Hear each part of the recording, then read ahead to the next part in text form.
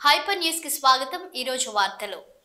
మార్చి 8వ తేదీన జరగనున్న జాతీయ లోక్ అదాలత్ కార్యక్రమంలో అత్యధిక సంఖ్యలో కేసులు పరిష్కారం అయ్యే విధంగా పోలీస్ శాఖ మరియు న్యాయవాదులు కృషి చేయాలని 7వ అదనపు జిల్లా జడ్జి షమ్మీ పర్వీన్ సుల్తానా బేగం సూచించారు। తిరుపతి జిల్లా గూడూరు పట్టణంలోని కోర్టు భవనంల సముదాయంలో ఆమె పోలీస్ శాఖ కోర్టు సిబ్బంది న్యాయవాదులతో సమావేశం నిర్వహించారు। గూడూరు పట్టణంలోని కోర్టు భవనంల సముదాయంలో నిర్వహించిన సమావేశంలో 7వ అదనపు జిల్లా జడ్జి షమ్మీ పర్వీన్ సుల్తానా బేగం మాట్లాడుతూ లోక్ అదాలత్ ద్వారా పరిష్కరించబడే కేసులకు సంబంధించిన కక్షిదారులకు అవగాహన కల్పించి కేసులు పరిష్కరించుకునే విధంగా పోలీస్ శాఖ మరియు న్యాయవాదులు పనిచేయాలని ఆదేశించారు। కోర్టులలో కేసుల సంఖ్య పెరిగిపోతూ ఉండడంతో పరిష్కరించేందుకు ఎక్కువ సమయం అవుతున్నందున లోక్ అదాలత్ కార్యక్రమం ద్వారా పరిష్కరించుకునేందుకు అవకాశం కల్పించబడిందని దీనిని సద్వినియోగం చేసుకోవాలని సూచించారు। ఈ కార్యక్రమంలో senior civil judge Rajesh, principal junior civil judge Sulochana Rani, second class magistrate Shankarayya, Gudur DSP Geetha Kumari, APP Lakshminarayana, bar association అధ్యక్షుడు భాస్కరరావు, న్యాయవాదులు, పోలీస్ శాఖ అధికారులు, కోర్టు సిబ్బంది, అధికారులు తదితరులు పాల్గొన్నారు।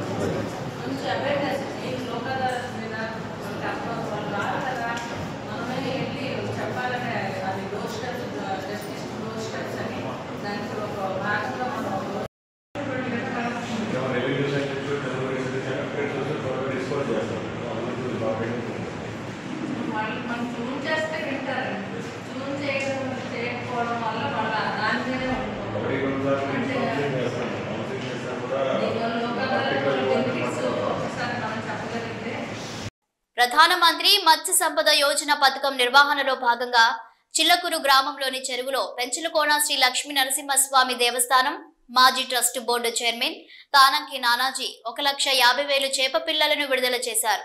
చెరువు వద్ద ఉన్న అమ్మవారి శిలా వద్ద ప్రత్యేక పూజలు నిర్వహించారు। ఈ కార్యక్రమంలో మత్స్యశాఖ అధికారులు, స్థానిక టీడీపీ నాయకులు తదితరులు పాల్గొన్నారు।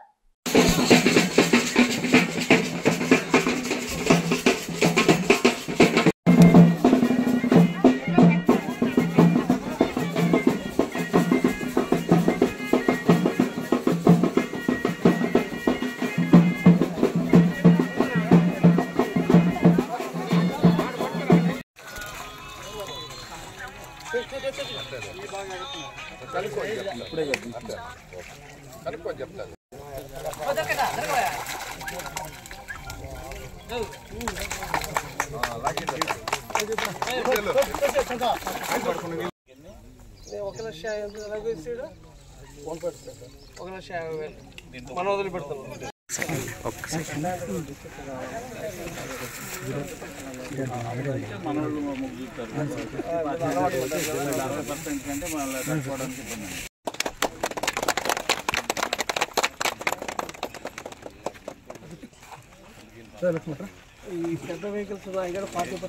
ప్రధానమంత్రి మత్స్య సమృద్ధి యోజన కింద ఈ గ్రామం చెరువులో 1,50,000 చేప పిల్లలు వదలడం అనేది జరుగుతుంది। ఇది మంచి అభినందన కార్యక్రమం। గత 5 సంవత్సరాలుగా ఈరోజు ఏదో మత్స్య కార్యక్రమాల మీద ఆయన చేసినాడని చెప్పి పెద్ద ఎత్తున ప్రచారం చేసిన తప్ప ఏం జరిగింది లేదు. ఈ మన కూటమి ప్రభుత్వం అధికారంలోకి వచ్చిన వెంబటే చెరువులకి నీళ్లు నింపడం అయితే అదేవిధంగా భవిష్యత్ తరాలకి సంబంధించి మంచి ఆహారానికి సంబంధించి మా చేపలు వదలడం అనేది కూడా శుభపరిణామం. ఎందుకంటే మామూలుగా ప్రతి వ్యక్తి తన జీవితంలో సంవత్సరానికి మినిమం ఒక 7 నుంచి 13 కేజీలు చేప తినాల్సిన పరిస్థితి ఉంది. తద్వారానే వాళ్ళ యొక్క ఆరోగ్యం, ఎందుకంటే మారిన జీవన పరిస్థితుల దృష్ట్యా ఒమేగా యొక్క మనకు అవసరం కాబట్టి ఆ విధమైన చేప అవసరం తీసుకోవాల్సిన పరిస్థితి ఉంది. ఆ ఒక్క చేపలోనే మనకు ఆ విధంగా ఒమేగా దొరుకుతాయి. తద్వారా మనకు గుండెకి సంబంధించిన అనేక రకాల ఆరోగ్య సమస్యల నుంచి కూడా మనం గట్టెక్కవచ్చు. ఈ యొక్క కార్యక్రమాన్ని అన్ని చెరువుల్లో జరపాలని చెప్పి, అదేవిధంగా ఎందుకంటే పేద ప్రజానీకం ఎవరైతే ఎస్టీలు ఎస్సీస్ ఉన్నారో, చెరువు సంఘాలను నమ్ముకొని ఉన్నారో వాళ్ళందరికీ కూడా అంతో ఎంతో ఆదాయం వచ్చే కార్యక్రమం ఇది. తద్వారా వాళ్ళ యొక్క జీవన ప్రమాణాలు మెరుగవుతాయి. కాబట్టి ఈ యొక్క కార్యక్రమాన్ని చిలకూరులో ఏర్పాటు చేసినందుకు నాన్నకి అదేవిధంగా మత్స్యశాఖ అధికారులందరూ కూడా హృదయపూర్వక ధన్యవాదాలు తెలియజేస్తారు. తిరుపతి జిల్లా కోట మండలం నెల్లూరుపల్లి కొత్తపాలెం గ్రామంలోని చెరువులో ప్రధానమంత్రి మత్స్య సంపద యోజన పథకంలో భాగంగా టీడీపీ జిల్లా రైతు కార్యదర్శి నెల్లూరు మోహన్ రెడ్డి మరియు అధికారులు 12 లక్షల చేప పిల్లలను విడుదల చేశారు. ఈ కార్యక్రమంలో కోట తహసీల్దార్ జేజేరావు, ఎంపీడీఓ వేణు, మత్స్యశాఖ అధికారులు, టీడీపీ నాయకులు తదితరులు పాల్గొన్నారు.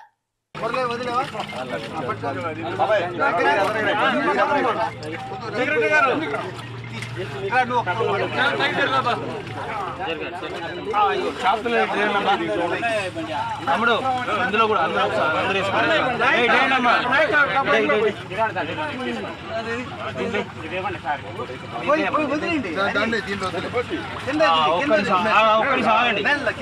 మీరు కొంచెం పక్క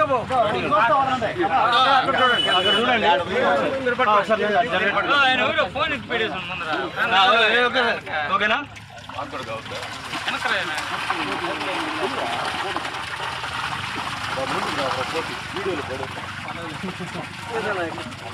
ఇంకోటి తీసుకోవాలి నారాయణకి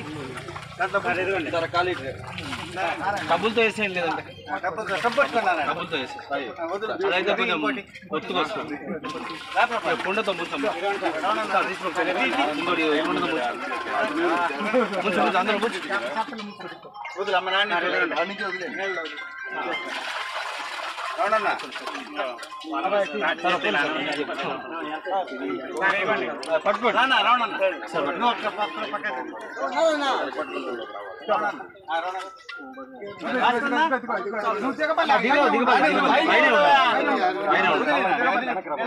సొసైటీకి హ్యాండ్ ఓవర్ చేస్తాం చెరువునని, అదేవిధంగా జీవోను రద్దు చేశారు, సొసైటీకి హ్యాండ్ ఓవర్ చేశారు, ఎస్టీఎల్కి జీవనోపాధి బాగా కల్పించే విధంగా చేశారు. అదేవిధంగా అందులో భాగంగానే ఈరోజు పెన్నగ చెరువుకి ఉచితంగా 12 లక్షల చేప పిల్లల్ని గవర్నమెంట్ ఎన్డీఏ కూటమి తరఫున రిలీజ్ చేశారు.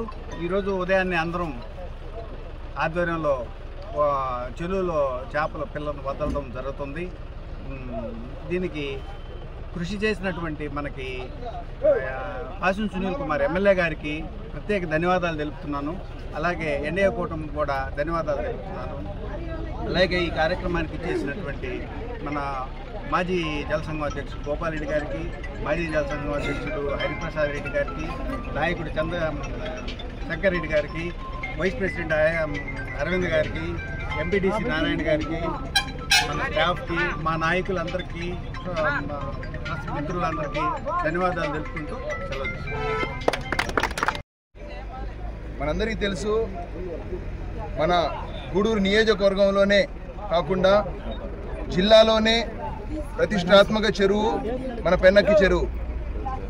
దాదాపు చిల్లకూరు, కోట మండలాల్లో దాదాపు 10 విలేజెస్ కవర్ చేస్తూ ఈ చెరువు ఉంది. దీని మీద ఆధారపడి ఎన్నో కుటుంబాలకు జీవనోపాధిగా ఉంది. అదేవిధంగా గతంలో తెలుగుదేశం పార్టీ హయాంలో ఈ చెరువుల్లో నుంచి వచ్చినటువంటి మత్స్య సంపద అంతా కూడా కేవలం ఎస్టీలకు, మత్స్యకారులకే చెందాలని మన తెలుగుదేశం పార్టీ హయాంలో ఒక జీవో తీసుకురావడం జరిగింది. కానీ గత ప్రభుత్వ హయాంలో 217 జీవో తీసుకొని వచ్చి ఆ సొసైటీలకి లేకుండా గత ప్రభుత్వం చేసింది. మళ్ళా ఏదైతే మన తెలుగుదేశం పార్టీ జాతీయ అధ్యక్షులు నారా చంద్రబాబు నాయుడు ఇచ్చిన మాటకు కట్టుబడి ప్రభుత్వం రాగానే ఆ జీవోను రద్దు చేసి ఈ నెల 23 మరియు 24 తేదీల్లో తిరుపతి నగరంలోని బైరాగి పట్టణ సిపిఐ కార్యాలయంలో నిర్వహిస్తున్న భవన నిర్మాణ కార్మిక సంఘం జిల్లా మహాసభలను జయప్రదం చేయాలని సిపిఐ నాయకులు విజ్ఞప్తి చేశారు. తిరుపతి జిల్లా గూడూరు పట్టణంలోని సిపిఐ కార్యాలయం సమీపంలో కరపత్రాలను సిపిఐ నాయకులు విడుదల చేశారు. బిల్డింగ్ వర్కర్స్ యూనియన్ జిల్లా మహాసభలను జయప్రదం చేయండి. బిల్డింగ్ వర్కర్స్ యూనియన్ జిల్లా మహాసభలను వర్ధిల్లాలి ఏఐటీయూసీ, వర్ధిల్లాలి ఏఐటీయూసీ, జయప్రదం చేయండి. బిల్డింగ్ వర్కర్స్ యూనియన్ జిల్లా మహాసభలను జయప్రదం చేయండి. బిల్డింగ్ వర్కర్స్ యూనియన్ జిల్లా మహాసభలను జయప్రదం చేయండి. బిల్డింగ్ వర్కర్స్ జిల్లా మహాసభలను జయప్రదం చేయండి. బిల్డింగ్ వర్కర్స్ యూనియన్ జిల్లా మహాసభలను రద్దు చేయాలి. జీవో నెంబర్ 17 వెంటనే రద్దు చేయాలి. జీవో నెంబర్ 17 వెంటనే ఏర్పాటు చేయాలి. బిల్డింగ్ వర్కర్ సంక్షేమ పోటీని వెంటనే పునరుద్ధరించాలి. సంక్షేమ పోటీని వెంటనే పునరుద్ధరించాలి. జరుపుతున్నాం. ఆ సందర్భంగా గూడూరు పట్టణంలో కూడా కరపత్రాల విడుదల చేయడం జరుగుతుంది. ఈ మహాసభకు ఈ గూడూరులో ఉన్నటువంటి భవన నిర్మాణ కార్మికులు వేలాదిగా తరలి వచ్చి మహాసభను జయప్రదం చేయాలని, అలాగే ఈ కూటమి ప్రభుత్వం వచ్చినప్పుడు లోకేష్ బాబు కూడా పాదయాత్రలో యోగాలంలో చెప్పడం జరిగింది. మేము అధికారంలోకి వస్తాయని భవన నిర్మాణ కార్మిక సంఘం వెల్ఫేర్ రోడ్డు కనుమరుగైనటువంటి దాన్ని పునరుద్ధరణ చేస్తాం. మీకు రావాల్సినటువంటి పెండింగ్లో ఉన్నటువంటి 42,000 క్లెయిమ్స్ పై ఉన్నటువంటి కూడా రిలీజ్ చేస్తాం. మీ కార్మికులందరూ కూడా ఇతర రాష్ట్రాల్లో ఉన్న విధంగానే మీ కార్మికులకు సంక్షేమ పథకాలు అమలు చేస్తామని కూడా హామీ ఇవ్వడం జరిగింది. అదేవిధంగా మన ముఖ్యమంత్రి కూడా హామీ ఇవ్వడం జరిగింది. పవన్ కళ్యాణ్ కానీ హామీ ఇవ్వడం జరిగింది. కాబట్టి ఇవన్నీ కూడా మీరు పక్కదారి పట్టించి ఈరోజు దాదాపుగా 6-7 నెలల కాలం గడుస్తున్నా కూడా భవన నిర్మాణ కార్మికుల సమస్య. తిరుపతి జిల్లా గూడూరు పట్టణంలోని సాయి విద్యానికేతన్ పాఠశాలలో వార్షికోత్సవ వేడుకలు ఘనంగా నిర్వహించారు. చిన్నారులు వివిధ రకాల దుస్తులు ధరించి ప్రదర్శించిన ప్రదర్శనలు ఆకట్టుకున్నాయి. చిన్నారులు ఎంతో ఉత్సాహంగా ప్రదర్శించిన సాంస్కృతిక కార్యక్రమాలు అలరించాయి.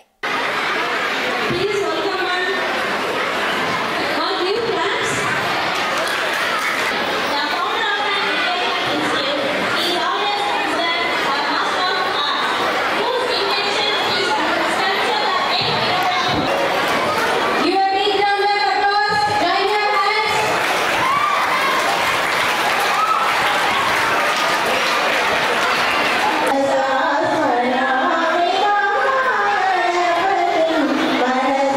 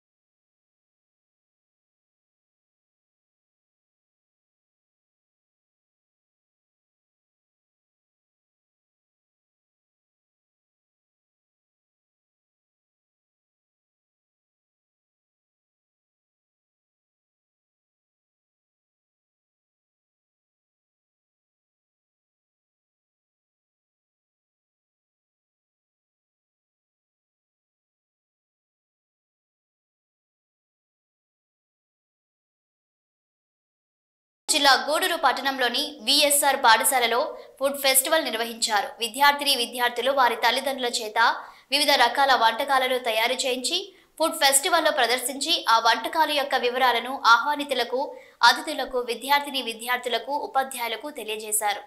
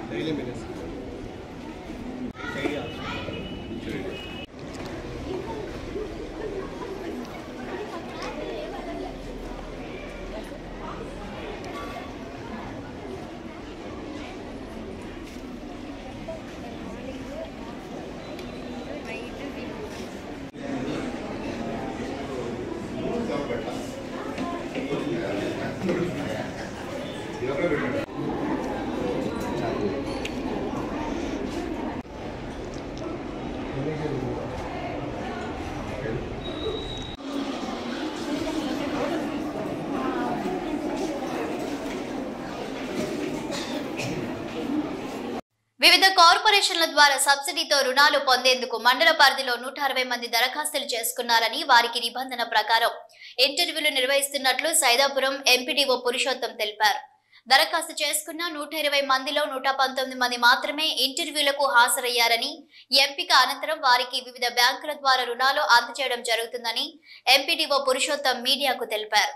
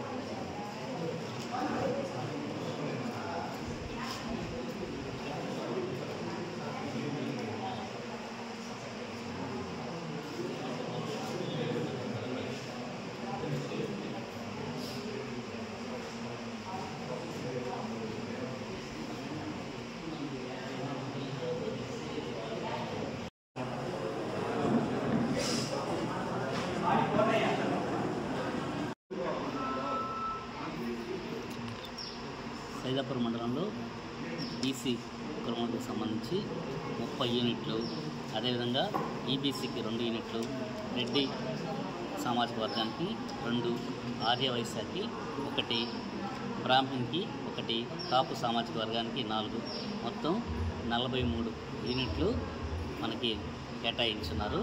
దానికి గాను 43 యూనిట్లకు గాను 160 మంది దరఖాస్తు చేసుకుని ఉన్నారు. సైదాపురం మండలం కేంద్రంలోని పాత ప్రభుత్వ ఆసుపత్రి వద్ద ఆర్ఎన్బి రోడ్డు మలుపులో ప్రమాదం పొంచి ఉంది. అటువైపు ఆర్డబ్ల్యూఎస్ అధికారులు తిరుగుతున్నా కూడా కుళాయి వాలు గుంటపై మూత లేకపోవడంతో వాహనాలు రోడ్డు పక్కనే ఆ గుంట ఉండడంతో ఆదమరిస్తే ప్రమాదం జరిగే పరిస్థితులు ఉన్న పంచాయతీ అధికారులు ఆ గుంటపై కప్పు వెయ్యాలన్న మాట మరిచారు. ప్రమాదం జరగకముందే కళ్ళు తెరిచి ఆ నీటి వాలు గుంటపై కప్పు వెయ్యాలని స్థానిక ప్రజలు కోరుతున్నారు.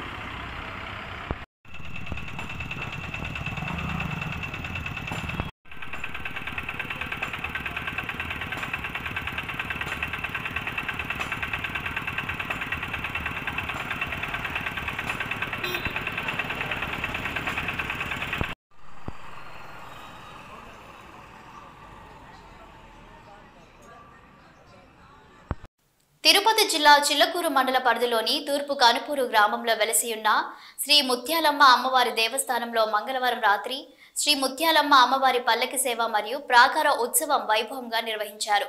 శ్రీ ముత్యాలమ్మ అమ్మవారి ఉత్సవ విగ్రహాన్ని విశేషంగా అలంకరించి పల్లకిపై కొలువు తీర్చి మేళ తాళాలతో సాంప్రదాయబద్ధంగా అమ్మవారి పల్లకి సేవ నిర్వహించారు.